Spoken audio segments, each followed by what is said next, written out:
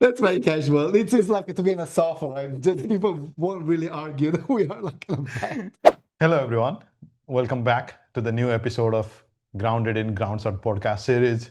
I'm your regular host, Dr. Bishal Gawali, a medical oncologist from Queen's University, Kingston, Canada. Welcome to this show again. It's my big pleasure to introduce today's guest. Today's guest is my best friend in oncology, Dr. Dario Trapani. He is a medical oncologist who specializes in breast cancer and phase 1 clinical trials at European Institute of Oncology in Milan, Italy. And I'm super pleased today because I wanted to record this podcast for a long time. Today, fortunately, I have him with me in person inside my hotel room in Montreal. It's not how it does look like. This is our office now. Yeah. Actually, we are on my bed in the hotel. This was the best place to record the podcast. Sometimes people ask me like how I managed to do everything. You have an answer here. This was the best time suitable for both of us. So we are recording podcast at what time is it? 9 o'clock in Montreal during the CSO annual meeting inside a hotel room. So there you go. Dario, so much welcome to this podcast. Thanks for making time. Thanks for agreeing to come to my bed to record this show. I'm honestly very proud to be here tonight. So happy to be in the annual, Common Sense Oncology Leadership Meeting. But in particular, my best moment now is to attend Vishal Gewale's podcast. It was like my dream of since long time. So thanks really for having me. Specifically your, bedroom and bed. There's nothing really weird for that. It's just like it's our office night. No, I think I need to tell this to the audience. Some of you know that I value friendship very highly. Friends mean a lot to me. And I need to tell the audience like what kind of friend Dario is for me.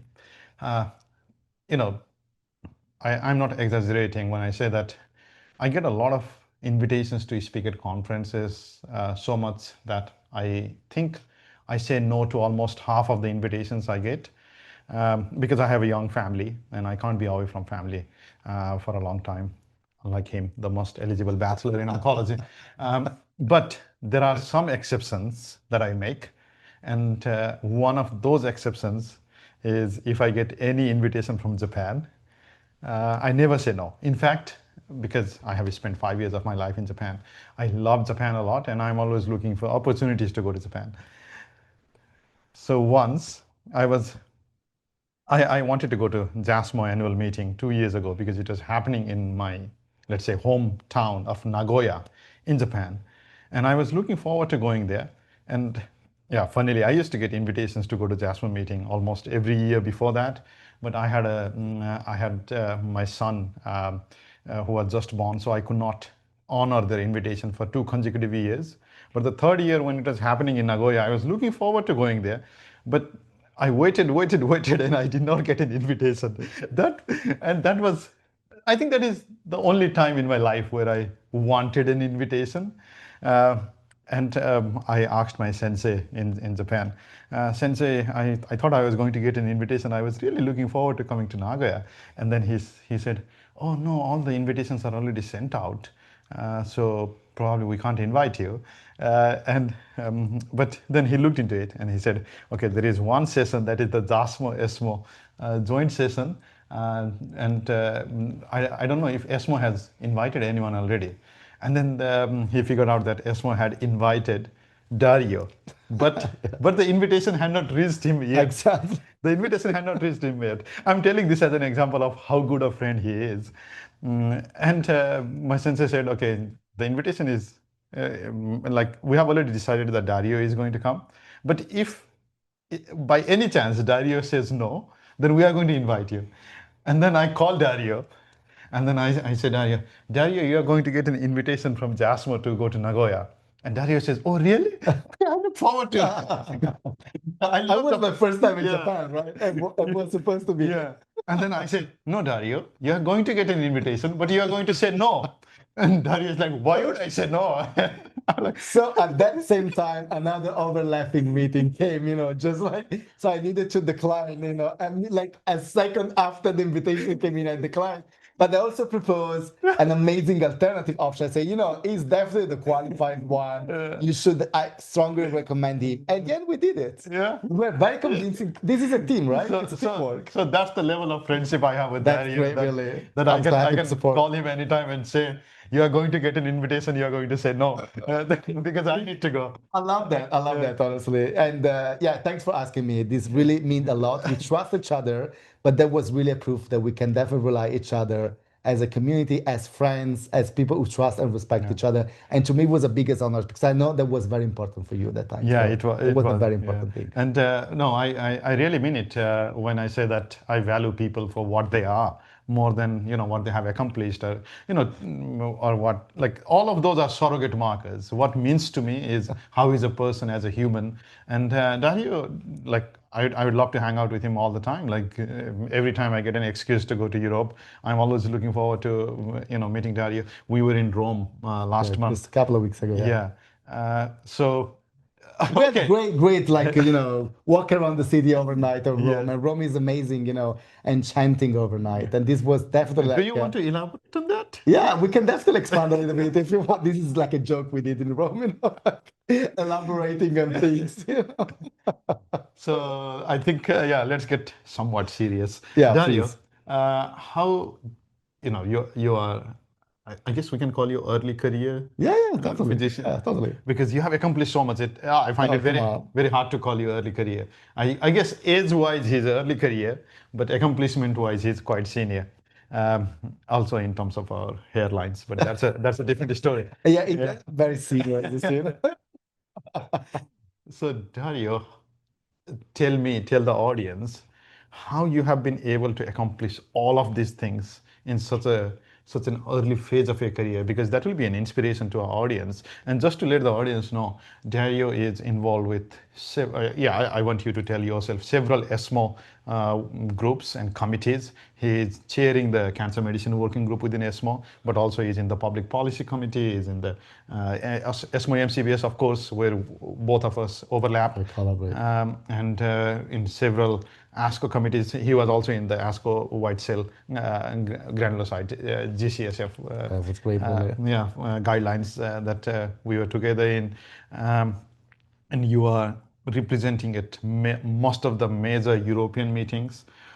Even besides ESMO, you are also in the EORTC meetings. Like, I see your representation almost at every important forum, including CSO.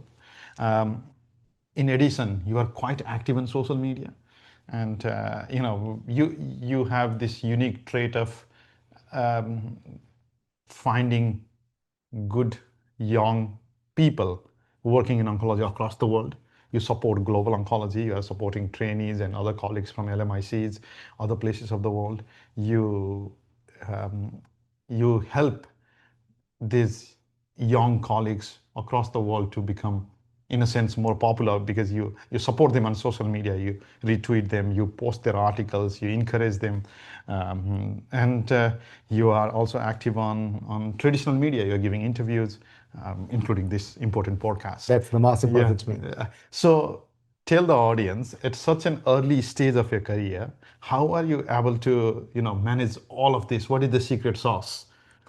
Yeah, that's actually a great question. But like, my guiding principle is one, it's really inspired me for many years now, is to share the privilege. I know I was born in Italy, I had a good education, I had a very good mentor guiding me, and also permitting me to do the career choices independently without really forcing me in any direction. And I feel very lucky enough for that, because this really shaped my attitude toward what I like more. And my commitment toward global oncology is very primordial. I really believe that's the way to go. I really believe that's our role in the society, is to challenge the status quo and shape the community and the way the oncology is going forward. And we can only do if you find your tribe and your community, and you shape in a way that can be supportive of your goals and actions. And that's why I really love to engage with young investigators and researchers from all over the world. I love to really go in those settings of those people who we can help to emerge and give visibility, again, because we know we are in a world in which privilege has shaped our path. And if we share this privilege, we can make sure other people that are a little bit in the shadow really emerge and they can, show their skills and their talent, and they can shape the context and the community as and in the way that we think the oncology is moving forward. And this is, the action that we are doing as, global oncology community is the part of the common sense, is the overall actions that we do in the everyday efforts. No, thank you. That reflects your wonderful personality, of course. But in terms of, even the other traditional matrices of success, like you are climbing the ladders of policy, as in with ESMO, with WHO, all of this. Did you have a good mentor who pulled you up this ladder, or did you carve your path yourself? Like, yeah, can you, because I don't know much about you before that very first meeting with you, Felipe, and I Totally, totally. That's well. yeah, in ESMO. So tell me some part of your journey before that. How did you get into oncology, and how did you get into the policy space, and how you have been climbing these ladders of success? So I should say I was very lucky because when I was like 28, I applied to one of the ESMO fellowship, the European Society for Medical Oncology, and At the age of 28. it was, yeah, probably was, no, I was 28 or 29, Wow. something like that. So I applied to one of the ESMO fellowship, and it was the first cancer policy ESMO fellowship at the World Health Organization. And and that's where everything started, because when I moved at 29 years old at the WHO as a cancer consultant, I Wow. needed to change, completely my attitude, my work. I needed to learn a new discipline that was cancer policy, and that was overexposed, to something very big with huge responsibilities. So this really shaped me to learn a little bit fast, and also to understand how I can deliver impact through my work. And that, I was coming from a research environment, clinical research environment. This jump into the global health and cancer policy was like a big change. This kind of twist happened because of the ESMO fellowship and the, opportunity that I could join because of the fellowship when joining the World Health Organization, where I had actually a very good mentor who helped me to develop a network, and also from there to understand how to do the work and how to deliver impact. What was the attitude, to develop a relevant work in the cancer policy? This was a big, of course, change because you're coming from and you know this because you have done a similar kind of shift, coming from the clinical work and going towards something that is more like health system based. It's also difficult to explain and share to the people you work clinically with. But probably my biggest fortune was definitely to join this program when I was, during my training age, and then to understand how I could do this work when I was young enough to reshape my career pathway and trajectory. And like even now, currently in your day-to-day life and practice, like I know that you probably do more clinical work than I do because you are also looking at inpatients. Oh, yeah. You have your phase one program, so you are also doing some part of internal medicine too, which luckily I don't have to do internal medicine. And what surprises me is because we are in so many committees together, right? Like Yeah, in no. WHO, SMOC, and others. You are so quick with responding to emails, and your emails are thoughtful, long. Like I'm very bad with emails. I guess I'm pretty good with texts. Oh, I totally, respond to text totally, very totally. quickly, but with emails, I respond late, and sometimes they are very succinct, like two sentences, or I don't know. But you are like, how do you find the time? How do you find the time for everything? I guess one is that yeah, you don't have to take the burden of looking after kids. Yeah, exactly. That's So- probably one of the aspects. I save sometimes, overnight when you have to take care of important things of life. I can reply like in a more elaborate a little bit better on my email replies. Like, yeah, I think it's one of the aspects, you're right? I mean, life work balance, how you organize your time. But I should say my clinical work is 2 to 3 days per week. It's very well organized. We're a good team, so we can have very good rotation. I also cover, of course, university students' lessons and mentoring and tutoring the residents and the medical students, the nursing students, the psychologists. We have like a spectrum of people who follow activities with us. But I think the secret is really to organize your time and make sure that you can, follow the project that you join. So sometimes we tend to overcommit, and so you get a little bit crazy because you want to be in many activities you feel that's really fitting your interest and agenda for the research. But if you cannot fulfill everything, you just get crazy. So I try to make selection, to make good choices and make sure that the things that I'm following are also things I can be committed and timely responsive. This is type of things I try to tend to organize a little bit. I'm not necessarily very good in my time No, management. you are, you are. I'm learning, You are far but better I than. try Yeah. to. Uh, okay, let me ask you one question, because early on in your career you have achieved so much. Do you still have other milestones that you want to hit in the future, or are you ready for I retirement know. now? Yeah, Hans, can tell you? Probably I reached some milestones, although I'm not sure I reached so big things in my life. I don't think I reached anything like major, tangible. I really want to reach something that is more structural. Like at this point, I'm not leading like any program. I'm not taking responsibility from many other people except some residents. So I think like the next steps is probably to get like more like leadership position, to Okay. have this kind of more structural responsibility, something for which I have a decision making capacity and potential. Are At you this talking point, about at your institutional level, maybe like? institutional level, my institution, another institution, maybe something like a little bit more tangible for which I can shape the agenda and have like ultimate decision making capacity. At this point, I'm coordinating some work. I'm also chairing some of the committees, as you know, including at TESMO and beyond in the National Cancer Society. But again, like working a society, it's still under Yeah. someone else. But institution-wide, I'm still, as you say, early career investigators, pre-young. So I think next step may be to take a little bit positions of more responsibility because in that I feel actually I'm pretty in a very young position. Yeah, the most eligible bachelor in oncology. Yeah, And so, Dario, you do phase one yeah, and breast cancer. Now, I'm going to make a very biased statement, but traditionally, people who do phase one in breast cancer, they are not, like when we're talking about critical appraisal, I know. phase one in breast cancer is traditionally supposed to be where most, low value interventions or interventions even towards the very end of life, like over treatment, over these things are being, like most of the examples that we cite for I this. know, I know, I agree. So how did you, like, was there any specific moment where you realized, like, oh my God, like this is not making sense? And like, was there a moment of epiphany that made you realize that pivoted you to critical appraisal, or were you critical since the very beginning of your residency? So, I agree with you. Like when I started this work as a fellow, like 10, 15 years ago in the phase one clinic, it was more like that. Last short clinical options, some kind of attitude to over treatment, to try everything toward end of life. But now I think honestly, the phase one is becoming more implementation of precision medicine, it's becoming more biomarker driven. And while in the past, it was really just pursuing what the company was asking to you to develop in the phase one. Now we have a big voice in the way you develop the programs, you develop the biomarker discovery program, and also the dose finding. So I feel that this critical appraisal is coming inside. In Italy, I work a lot with the phase one network nationally, and we are trying and struggling, still to make some academic work first toward financial toxicity. And we led in my institution one accessibility to phase one mapping exercise. There was a nurse-led exercise that we presented at ESMO and the National Cancer Society meeting. It was a very nice experience.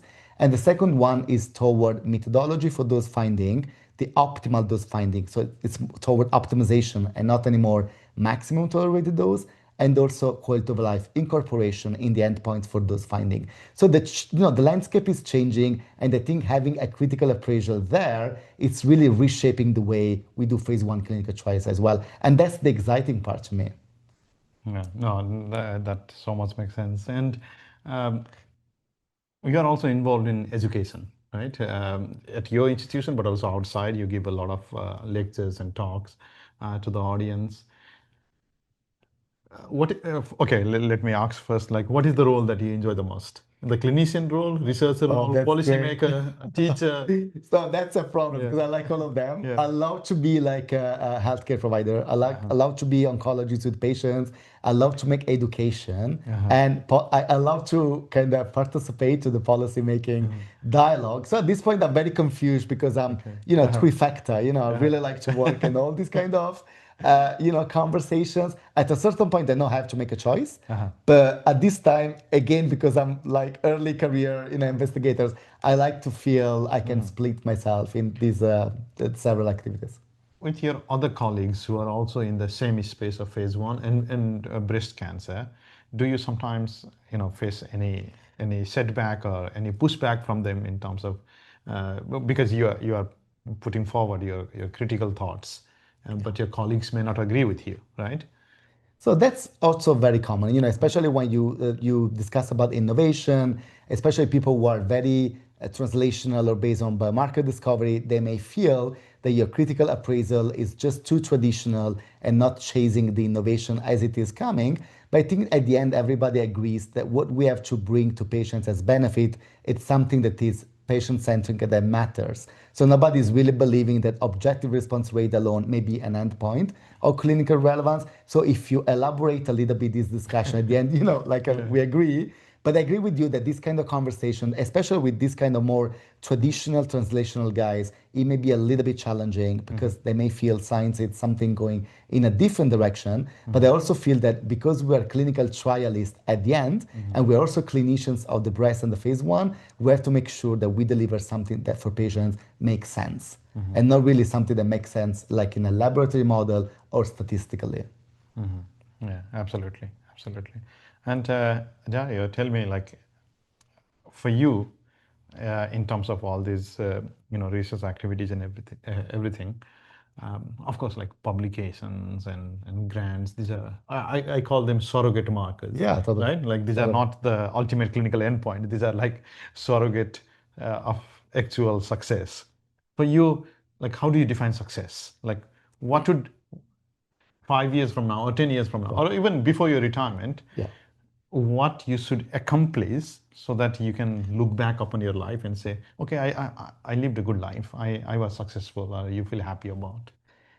This is something I think a lot, like Oh, about really? because Okay. academia asks us probably Mm-hmm. in the system that we are to produce impact factor, to produce publication, to make like the institution knowledgeable, so renowned, like famous, like worldwide, to get some kind of scores and credits that are based on publications and citation scores. Mm-hmm. But because I have this public health background now and I worked for public health organization, I know that the impact that I'm delivering is not through my paper, but is what the paper are able to achieve. So we may have wonderful paper that nobody is really considering to implement. We may have some other paper that gives some kind of messages, directions, or results that inform the policy making.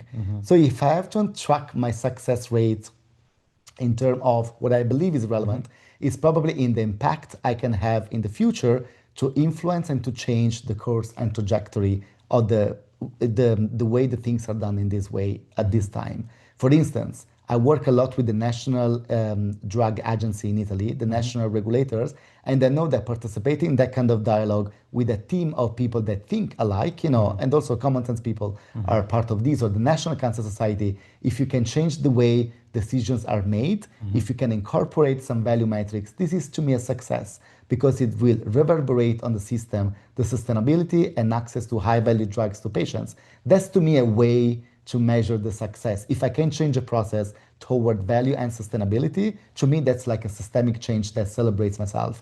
It's not really the publication, it's not really the impact score. Of course, these are consequential and surrogate, as you know, because we work in academia, we do research, so they will come in that way. But to me, it's more important when you change a system, you know where you are starting and you know where you're going, and that throughout your work as a community, nobody's working alone, of course.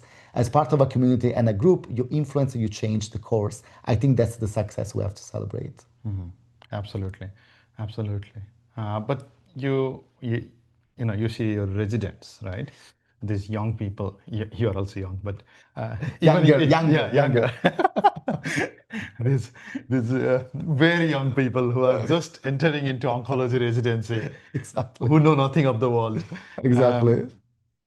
But from their eyes, let's say if I'm just starting my oncology residency in the first year, for them, I guess success would mean getting a faculty position, or if they are thinking even more higher, then for them success would mean like, okay, one day if I can get a publication in New England Journal, if I reach 10,000 citations, if I go to the ASCO podium, then probably they will think that that is the definition of success, right? And I guess that will motivate them because if they want to have this success, they will look at role models, and the role models who have achieved these matrices will be like what we call key opinion leaders doing the trials that we often criticize. So, as someone very young who can relate to them, what would your advice be to them? Like, what would you tell today's oncology first year resident? What advice do you give them? Yeah, that's a good point because, of course, this is the kind of tension that we navigate with them. When very young people come, probably they want to celebrate a little bit their work throughout poster presentation, the oral presentation in the major meetings, the articles, the papers on the journal. But eventually, the kind of discussion I have with them is that if we are shaping a research agenda, it's because we want to produce data that are relevant. So I'm totally against submitting any data for publication and also for the abstract. I want them to think about to structure a research question, and then if we have the results, to submit something for the publication or for the major meetings. But if they're not really relevant, I want them to be critical about the data and make sure they understand why we're not pursuing anymore that specific project or we're changing a little bit the direction that was originally undertaken.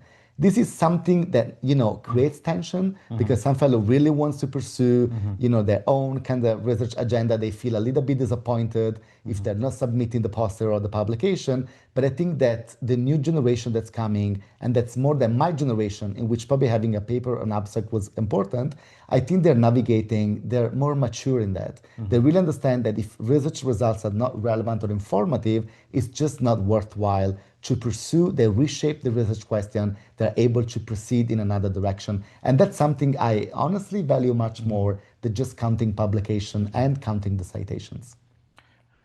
When you were an oncology resident, which would be like last year, No, come on. That's when, some years ago. when you were an oncology resident, did you at the time did you feel like doing policy research and as well as phase one trial? Yeah. Was that your first choice, or was there any circumstance or any happenstance that made you turn into this direction?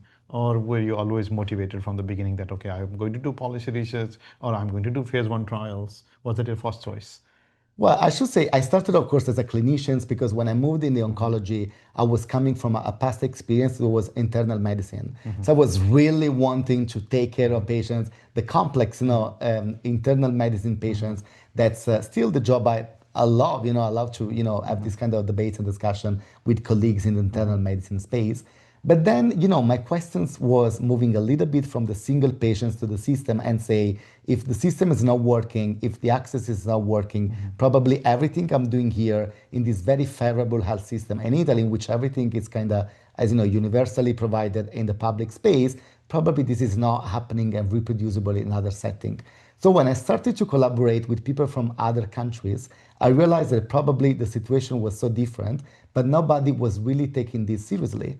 It was just to say, okay, I live in Italy, I'm fine, I have everything I need. If you live just in Eastern Europe, because of course it may be very different in the same region, situation. In other countries, you don't just have the same. To me, this was very frustrating, to understand that, we are living like different contexts. But I didn't really have the instrument to understand why this was happening and what we could do, to harmonize or to mitigate such differences. And that's from this kind of curiosity that my cancer policy journey started. And then when, of course, I moved in the WHO, that was overexposed to the global disparities and, and the solutions from all the policy solutions. I learned a new language. I learned a new methodology. I didn't even know the name was, let's say, public policy, because to me there was something new, like a new job. But again, I navigated this tension. There was no real moment in which I switched from the clinical practice to the policy because I still work, in both.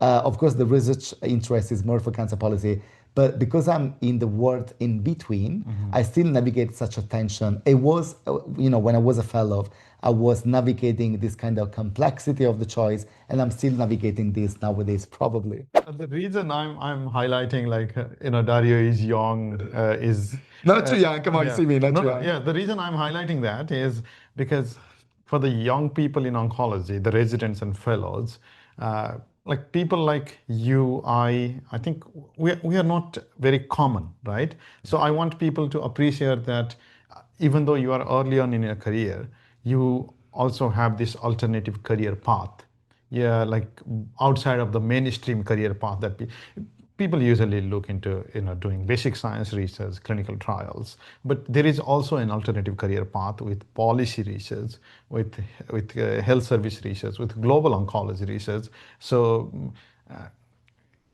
I would say like until 5 years ago, people would think about, let's say, global oncology, especially in high income countries.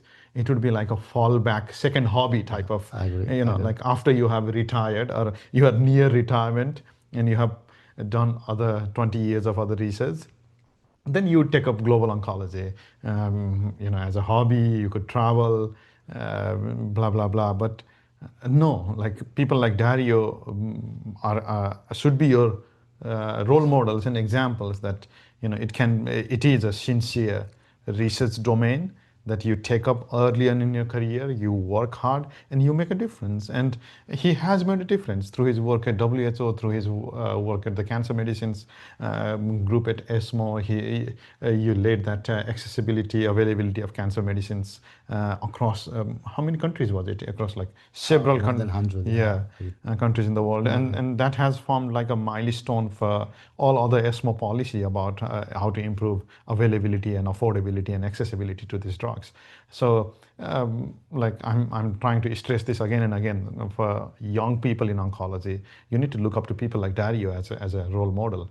Um, it's not just who is in the first author of the New England trial, which he can very No, well be. well, it's not Yeah, definitely my goal, yeah, but yeah, yeah. but can I elaborate on that really? Because I Yes, no, please elaborate. Yeah, it's like really, yeah. what happened? Like, up to probably five, before Bashal was existing and doing all the wonderful job it does, I think our kind of research interest was considered to be second tier. Yes. And also, like, I received the exact same reply that, it just commented before to someone who was working on, I think was childhood palliative care. She was like a prominent person, researcher. I read many publications, so we just had like a exchange by email and say, I really appreciate your work. I got a lot of inspiration. And this person replied to me something like, yeah, I wish I could do more in this field. To me, this is something I do in the weekend and overnight. When I will retire, I will do global oncology. So, I mean, Yeah. that's not kind of a good message because I agree with you. There is space, there are opportunities. This is a research branch that you can pursue at the same level of the other one. There is, of course, translational medicine, there is clinical research, there is service delivery, there is global cancer policy, and the global oncology overall. That is a branch that you can pursue, and it's at the same level credibility, and not because of Bishal, it's definitely expanding. It's the same level of reliability of all the other branch. We are pausing for a moment Just because one our second. other friend is joining us. So, hello everyone. The other guest that I just announced is Felipe Roitberg. He is, in fact, the three of us met together for the first time in Lugano. When was that? 2000. Yeah, before COVID, right? Oh, many, Yeah, many years before COVID. 17, yeah, something like that. Yeah. So we called ourselves the Three Musketeers. We all had white shirt on. Today we don't. Yeah, it's not, we Yeah. don't really match. No. Yeah. And so he is our mutual friend, a medical oncologist from Brazil, who is now a big health policy maker in Brazil. He also started Oncolab, which is like a credo type, whale type, accord type, 5-day residential research methods workshop course in Brazil for the first time, targeting the audience of South America and other Portuguese speaking countries from Africa. Um, So it's a big pleasure to welcome Felipe to this podcast midway. So that's the fun of it. We are all here for the CSO leadership meeting in Montreal. And if it was not for podcast, we'd probably be hanging out having drinks. But Yeah. But we prefer to stay here in yeah, Bashad's yeah. bed. It's my friend's sacrifice that they would rather do this podcast than yeah. Benefits, right? So Felipe, please tell something about yourself and tell the audience. We're talking about how we can inspire the new generation, the young trainees, to go into this non-traditional career path of global oncology and health policy research. You have been a researcher, but now you have been a policymaker, Yeah. and you are very intricately involved with politics. And making things happen. Like, we do research, we provide data, but now you are at a position where you use the data to implement changes. So tell our listeners and audience something about yourself, A, and B, about this career track. Like, what should they do to follow this career track? So cheers, everyone. I'm Felipe Roitberg. I can claim myself as a good friend of Pichal Gewale and Dario Trapani. I think that's the best way I can frame Very good myself. introduction. And it's not about for life, also purpose, but how can you shape your career among friends and mutually increase your capacity and improve. I believe collaboration is the key word for us here being today because we've been growing together somehow and supporting each other. And this made a difference in our career, I'm quite sure. Absolutely. I agree. In Absolutely. many sense. This friendship means a lot. Yeah. Totally. So I would frame myself this way, a person who collaborates. That's how I got engaged into public health somehow because I wanted to engage with people. It was deep in the heart, as you both of us. So I think that's the best way to frame, rather saying my career is this position or that position. This is the core of what drove me to what I am right now professionally and in personally this way. So You were also an ESMO fellow to WHO. What Yeah, Dario did. definitely, Yeah. definitely. I'm the only one who did not do that. But you could be the next. You could be the next. so you're the smart. You didn't need that, I It was was not, our boss, in fact. I was not good enough for that. No, come on. You never applied. Okay, you never applied. Yeah, I never applied. So actually, I'm a little bit older. I graduated 20 years ago. Wow. Wow. Really? He is older. Yeah. We should Yeah, extend. but, We should extend here. but not like because Yeah, of we the should hairline. extend our hair. But He had a transplant, probably. but it happened that after working with clinical research and deep in the heart, I was already doing this, trying to frame clinical guidelines in my institution as you guys did. So somehow we are, deep in your heart, you have this, we know, and then you can claim. But when I started the public health sessions, used to have like 5 people Yeah, the I agree. most. I agree. And now it's 20, it's appealing. It's packed. It's packed. Yeah, I agree. Yeah, somehow it's really nice to see. So you told about inspiration. I believe we might find inspiration. Those who, health is a field of interest that people are really supporters, different from many fields. I don't know if you guys agree. Yeah, totally. It's more like collaboration. We don't really fight. There is no stance, because we rely on networks. We develop bridges because otherwise we're going nowhere. If you want to deliver impact, is with a community. It's nobody's doing this work alone. I agree with that. Yeah. Totally. And the problem I find it is very easy to convince public health experts, public health people, but we need to make more and more oncologists, like people within our own field, aware of these things because it's a little more difficult to convince our own brothers and sisters than to convince like public health people or the policymakers, right? Yeah. I agree totally. And you asked me, so somehow got involved with this ESMO, MCBS, as you guys both, and then UICC leadership. So somehow, by little, we were getting connected, and I was invited to substitute Dario Trapani, who was leaving the. No, well, you just taking on the ongoing project because it was better. So you were you were the first ever. I was the first, and Felipe took all the second, project because it was optimizing my project and delivering better. But you you did not do it very well, so you had to come and fix it. So they needed someone to take, So he made all the foundations. So I just had to put the sugar. I started some work and expanded like global. Honestly, he did a lot, much more than me of implementation. Yeah. But I think worked a lot that was a very smart investment by ESMO, right? Like you have totally, this totally. fellow who goes to WHO, and you get the insider knowledge about how WHO works and how you can affect changes Yep. within there. Right, So I that's think right. this is great. I think Yeah. the big difference between Dario's role and mine, WHO, Dario, as you know, is a brilliant guy. Many of you know him. He's brilliant. He was conceptualizing stuff.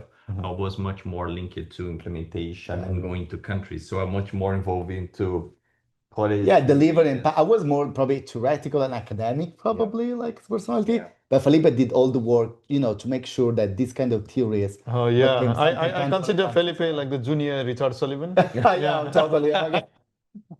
No, no. He was the one doing the job, with Yeah. countries. I was more like, Yeah. a little No, bit sometimes behind. I would text him, he would be in Uzbekistan, sometimes he would be in Yeah, Ukraine. exactly. It was And everywhere. So Yeah, Levi, it's traveled much for them. so the work that you guys produced for MCBS and cancer medicines and how to frame it to somehow in public health supported my work when I was in the field. So dialoguing with Ministry of Health, someone they wanted to improve their cancer medicines value chain from selection to procurement purchase. And we used this WHO essential medicines list, ESMO, EML, ESMO magnitude of clinical benefit scale, and other source of instruments and knowledge that you guys produced were used in the field, not to convince, but to sensitize them the value of that, and we could reorient the investments for cancer medicines, and that's how I got into conflict zones when they got everything disrupted and Yeah. the money was just running out. So you can save money, still treat patients. Let's go for high value based medicines, and we kind of had a way to frame this kind of a tool, and then that's how I got to go into Ukraine and work there, serve as a technical officer in Ukraine. Wow. Yeah, guys, for both of you, let me ask you this question. Who is your role model? Dario. Wow. Well, I should say like in global health and global oncology, of course, I love, and we do agree on that, Richard Sullivan, hi, Richard. And I also love Ophira Ginsburg. They have been foundational for me. Yeah. They have done like a lot of work. And I should say someone that has inspired me a lot is also Verna van der Puye from Ghana, because these are kind of people that have oriented me as a compass on what is relevant for global health, people who are very committed and working very defined agendas. Probably Richard really in the field, Ophira really academically, and Werner was definitely in the, on the ground level, and have shaped a little bit my vision and the way to pursue. There are many people have inspired me, of course, but if you are specifically in global oncology and policy, probably these people have given me a sort of compass to navigate this. And junior Richard Sullivan? What about you? Oh, you should say Sullivan, of course. Sullivan number one, come on. Yeah, somehow. As far as I came from different perspective than you guys, I was involved with public health beforehand, oncology somehow. Interesting. I would say that there are two persons in my country. One of them conceptualized the healthcare system design, universal health coverage in the field. His name in Portuguese is Gilson de Carvalho. Oh, yeah, wow. Is this guy is someone? My current boss is a former minister of health, so it's someone that inspired me. But internationally in the oncology field, I would say for sure Richard Sullivan is one of those who also inspired me a lot. Three, I would put Elizabeth de Vries. Oh, she's amazing. Yeah. She's amazing. Yeah. She has been the person who guided me, got my hands and guided me. You have been to her home and you have had dinner with her. With her, actually, Yeah. as a son, Yeah. I'm jealous for that. In the Dutch manner that you know Yeah. quite well. She's not Yeah. good on giving sugar coats, but she's great on supporting people. Yeah, Yeah, yeah. sure. And that's what young people would need. I think she's been kind of mentor for us, for the three of us, Yeah, yeah. kind of mentoring us. Being a Yeah, mentor. definitely. Yeah. And the third one, I would also say Andrew Bowie, my previous Yeah, boss, definitely. Joe, is a guy that inspired Great me guy. a lot. And what about you? Who are your three people? Now it's come on. your turn. No, It no, will not be Richard, please, not Richard anymore. Yeah, if you say Richard, he has to sing a song next. Exactly. guys, this is my podcast. I ask questions. I ask Come on, questions. let's just like change a little bit these rules. It's not rigid. Come on. Well, I have been telling about my role models all the time. In fact, this podcast I started to talk to people that I respect in oncology, that I respect as humans. And the goal of this podcast for me was to talk to these people so that the whole world knows that there are such good, brilliant people out there that they can learn from, get inspired from. And that's the reason why I asked, like, what message do you have for the youngsters? Like you guys are role models. So every guest that I invite on my podcast, those are people that I hugely respect. Wow. We feel so proud now, much more than Thank yesterday you. and this morning, this is improving my ego now. Thanks for this, really, it helps, it helps. So, I asked this question to Dario before, but Felipe, like for the next, I don't know, like 5 years or for the next years of your career, what you would consider as your success? Like, what do you want to make happen before you retire? What do you want to see as your accomplishment? Wow, I've seen so many things. It's a really hard question, harder than Yeah, previous one. it only makes hard questions, I know the feeling. Yeah. I'm a teacher, Yeah, like I teach a course in university, I grade them. So, you know, It's cleaner that. to me, I would like to keep, I'm speaking my personal perspective and the deliverable perspective, because all the time we are living in a society that we look at the package of something that we are delivering. But beforehand, what about myself to deliver this? I've been shifting from every different source of activity, so clinical Yeah. oncology, research, public health, and now implementing. So I would like to be opened to criticism in 5 years more than I am now, and keep learning from my peers more than I was in 5 years ago. So this will keep me fresh enough to be empowered to effectively don't have a crystallized uh, way of thinking things. That's the thing. So you mentioned about Richard Sullivan. When I spoke with him first years ago, and we were discussing a PhD thesis, he would be my mentor at that moment. He asked me, Felipe, what would you like to gain from this PhD?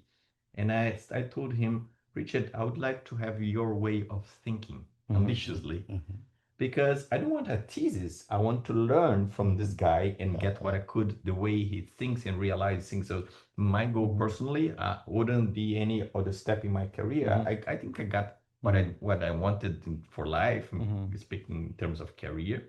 Surely I could earn more like you guys, but yeah, that's my goal.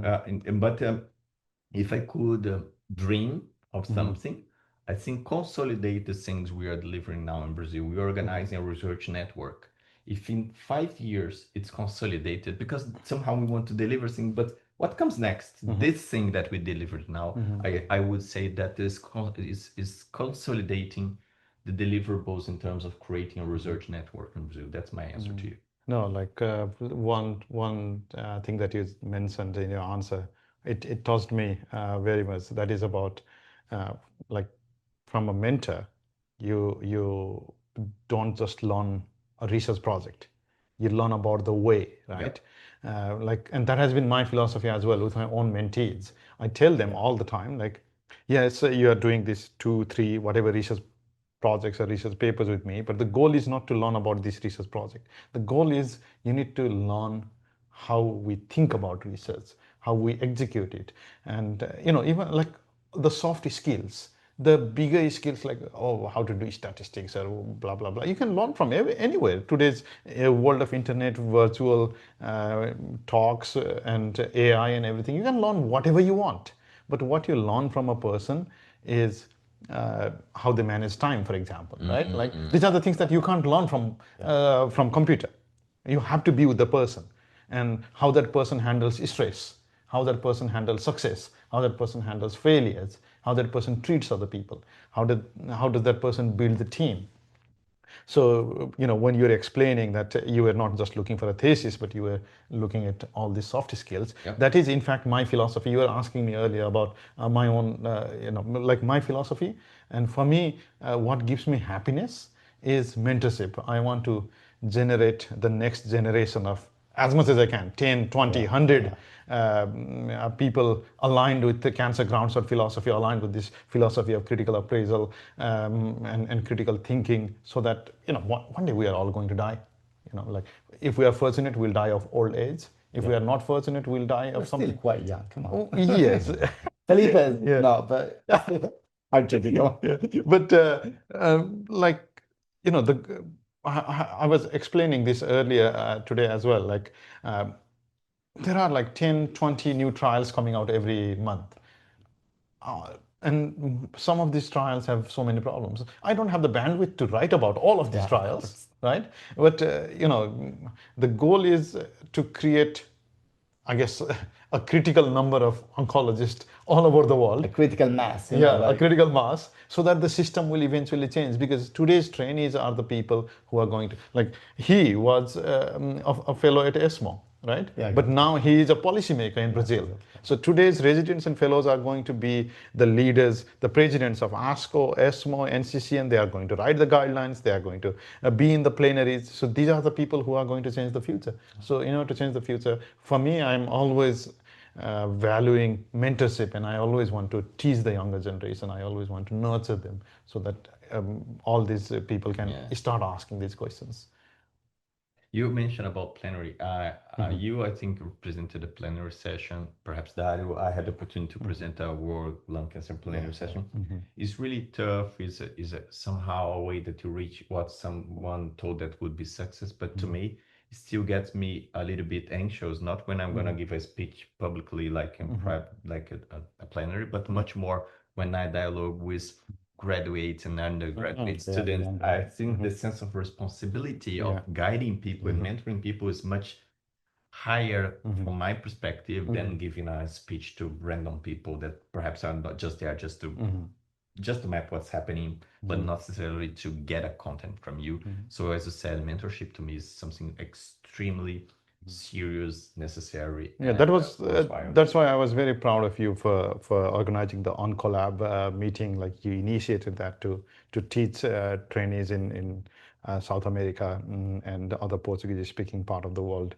That was a big fit. And and I know firsthand, like, it was not easy for you. You looked so sad. Wasted. Yeah, wasted. Yeah. But no, that's been right. I mean, My, they're working, like my in first Switzerland. primary endpoint in going to Brazil was to cheer him up. Yeah. And the secondary endpoint was to teach. But I'm just noticing, guys, all of both of you have beard. I don't. So this is, Yeah, no, you should work I'm- on that. You should work on that. yeah, I'm Or we looking- should work on it. I don't know. I'm looking like Very the bold. Yeah, no. I'm looking like the odd one out. But yeah, yeah. And Dario, you are also very integral to the ASCO IOM course. That Oh yeah, we- that was great actually. yeah, that we do in Rome every year, and I'm fortunate to be teaching there as well for the last couple of years. It's like 120 students from all over the world. Wow. And Yeah, the that's big. feedback we get is so amazing. Yeah, right? I Like, agree. it's sometimes the trainees, they almost make us feel like a celebrity. Like, they want to take pictures, and they are sending you emails, And they're really yeah. hungry to learn. Yes. Like it's amazing, especially the workshop like sessions. So it's a Yes. working group in which they, elaborate on their ideas and you help them to develop, to move forward. I think that's definitely going to be of impact. And we feel such a responsibility because you feel this responsibility that if they misunderstand you, you make mistakes in that mentoring critical moment, something very very bad will happen to them in their career. So you feel this burden of responsibility to direct themselves towards something that's relevant, and that will satisfy themselves, in their careers. Thank you very much, guys, for making your time today. I know that you all want to go outside and I'm jet lagged. To me, it's 4 a.m. and have a very good time. But I have asked you to dedicate your time for the podcast. I'm very grateful for that. Before I let you guys go, let me ask a couple of very quick questions. Dario, what do you do for fun? Like, what's your hobby? Well, honestly, second. No, well, I love reading books. So what I do is really I don't really have recently much free time, but if I can, I like reading books, and I love traveling. So if I can take Both weekends off. sounds like job to me. Like, you are traveling all over Yeah, the world but for your work, no, but and then you're reading book in the play. So tell me No, something but fun. traveling for fun, traveling. No, but traveling for holidays is different. Yeah. Okay, traveling for work, you go there, you have like a task or whatever. But traveling for fun, it would be very free, very flexible times, and that's not really happening very often recently. So yeah, that's something I should probably improve. What sports do you play? Say again? What sports? Like football? Yeah. Oh, come on. I'm not a sport person. Like I'm bad in all the sports. But 2 years ago, I started to kayak. To make kayak. Okay. In Norway, because I was in Norway for holidays, Such a global. and I started kayak, And so I'm trying to reproduce. You like, went in to Italy. Norway all by yourself? For holidays. I was for holidays. Yeah, all by yourself. And you did not no, invite with a us. friend. No, I was just with a friend, like Oh, it okay, was okay. amazing. It's so global. So we had like a very nice 2 weeks, having kayak through the fjords. And now I'm trying to do also in Italy some kayak. So yeah, that's some new. I'm not great in sport, but that one is fun. Felipe, what's your hobby? Cooking. Really? He's a great cook. He's a I great love cook. knives. Everyone is afraid when I tell that. I love knives. I have a collection of knives. I love cooking. Okay. When am I coming to Brazil again? Well, cook for us. Do you want to cook tonight, please? Tonight. Just to make some Cook something, recipes and things. Here in this Wow. room. So, what's your favorite dish? I like to prepare Italian food, Yeah, of actually. course. It's the Like best food in the world. carbonara. And last one was, I'll say, lamb. Italian lamb. Yeah. So I'm happy you recognize we have the best food in the world. Yeah, thanks for listening. Because he hasn't had momos yet. Yeah, exactly. Yeah, only you have had. I had. I also prepared. Yeah, I'm a decent, a chef. That. He's a decent consumer of Yeah, momos. Not producer. I love preparing that. And Felipe, you are from Brazil. I guess football is your yeah. For sure. Who's your favorite Brazilian soccer player? Oh, right now? No, yeah. Anytime. Yeah, anytime. Since you were born. Oh my goodness, I'm crazy for Ronaldinho Gaúcho. Oh yeah, of course. Best player ever. Magic. There's magic there. I don't want to see the scores and I want to see magic. He was the GOAT before people started talking about GOATs. I think it's actually something, his personal story. Yeah. Sure, but it's a magician. Yeah, Magician. I don't want to see people, oh, this guy scored 100, and I don't care about this. It's about magicians. So. What's your favorite movie? Oh, my favorite movie. Good question. Do you have any, Dario? Oh, just pass to Dario. How many? I love, something that's been, in my life since when I was young is train spotting. Okay. Train spotting is kind of movie about it's something because it really gives you a sense of the society, what's happening outside, our comfort zone, how the life is. Drugs. Yeah, well, but it's like life story of people who make hard decisions amidst challenging conditions of life, like drug addiction. So it was something. No, the book and the movie. The book and the movie. I got intrigued because you said it's about your life. So no, not my life. Okay. I mean, not apparently, but Yeah, Felipe. It depends on the style. If I love gangster movies, so I like Goodfellas. Goodfellas for me. Oh wow, that's great. Yeah, that's great. Okay, anything like a final remarks to our audience? Well, I want to thanks really Vishal for having me, and I'm happy to be with very good friends. We work professionally together. We're great friends in life, and we're having this podcast on Vishal's bed. Is this the first time in your life that you're recording a podcast on a bed? Totally.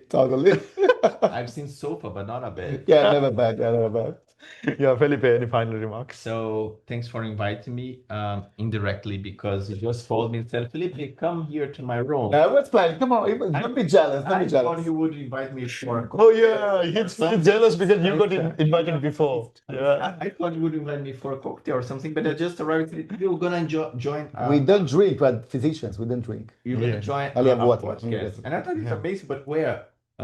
Just over my bed. It's okay. So thanks for having us. Thanks for having me. It's a pleasure speaking with your audience. I'm quite sure it's a very selected one. I do. So I think close remark is that we use three of us perhaps as a reference for as friends can effectively do not dispute but collaborate as friends. Absolutely. And grow the knowledge and the sense of what exactly we want to produce is not about papers, in fact, factors, but something that touches people and empower the community. I think that's the idea behind. If you guys interested in public health, this is the mindset that you should follow. If you're interested in growing in the career, but as a person and with friends, that's the best scenarios possible. Thanks for having us. No, not at all. I think that's a very nice way to end this podcast because I think that is the take-home message for the young people out there is that if you want to be successful and happy, and I have been saying this, like just being successful does not mean anything. You have to be a good person, right? So don't be successful and bad person. So if you want to be successful, a good person, and a very happy person at the same time, you need to find a good group of friends so that work There does we go. so that work does not become work. You can have fun. Totally. You can enjoy your life, but also do meaningful work and make a difference. So that's the whole point. That is the secret of success. That is the secret of life. Okay, thank you very much, guys. Bye. Thanks, Willie. Bye bye.